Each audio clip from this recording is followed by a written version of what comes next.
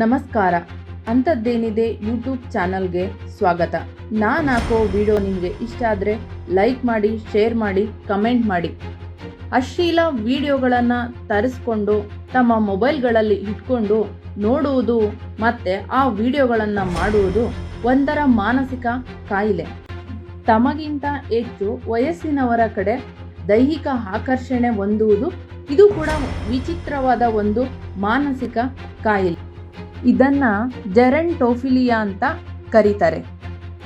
ಮತ್ತು ಇನ್ನೂ ಒಂಥರ ವಿಚಿತ್ರ ಕಾಯಿಲೆ ಇದೆ. ಮನುಷ್ಯ ತನ್ನ ಗುಪ್ತಾಂಗಗಳನ್ನು ಪ್ರದರ್ಶನ ಮಾಡುವಂತಹ ಕಾಯಿಲೆ.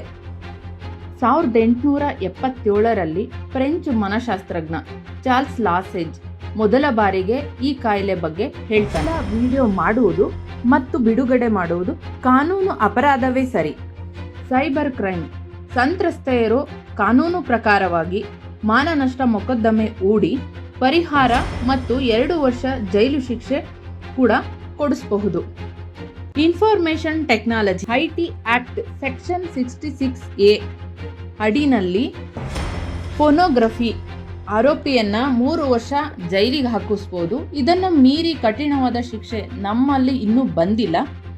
ಬೇರೆ ದೇಶಗಳಲ್ಲಿ ತಮ್ಮ ಖಾಸಗಿಯ ಕ್ಷಣಗಳನ್ನು ಬಿಡುಗಡೆ ಮಾಡುವುದು ಶಿಕ್ಷಾರ್ಹ ಅಪರಾಧ. ಇದನ್ನು ಅವರು ರಿವೆಂಜ್ ಪೋರ್ನ್ ಅಂತ ಕರೀತಾರೆ. ಇಲ್ಲಿ ಈ ಥರ ಮಾಡಿದ್ರೆ ಕಠಿಣವಾದ ಶಿಕ್ಷೆ ಮತ್ತು ದಂಡ ವಿಧಿಸಲಾಗುತ್ತದೆ. ಮತ್ತೆ ನನಗೆ ಅರ್ಥವಾಗದಿರೋದು ಇನ್ನೊಂದು ವಿಷಯ ಏನಂದರೆ, ಎಲ್ಲ ಜನನಾಯಕರುಗಳು ಮಾತಿಗೆ ಮುಂಚೆ ಜಾಮೀನು ಅರ್ಜಿ ಯಾಕೆ ತಗೊಳ್ತಾರೆ ಅರ್ಥ ಆಗ್ತಿಲ್ಲ. ಅಂದರೆ ಇವ್ರದ್ದು ಸಿಡಿಗಳಿದೇನಾ ಅಂತ. ಮತ್ತು ಇಂಥ ವಿಷಯಗಳೆಲ್ಲ ಚರ್ಚೆಗೆ ಬರೋದು ಎಲೆಕ್ಷನ್ ಟೈಮ್ನಲ್ಲಿ ಮಾತ್ರ. ಯಾಕೆ ಇಂಥ ವಿಷಯಗಳು ಚರ್ಚೆಗೆ ಬರುತ್ತೆ ಅಂತ. ಬೇರೆ ಟೈಮಲ್ಲಿ ಅದ್ರ ಬಗ್ಗೆ ಸುದ್ದಿನೇ ಇರಲ್ಲ.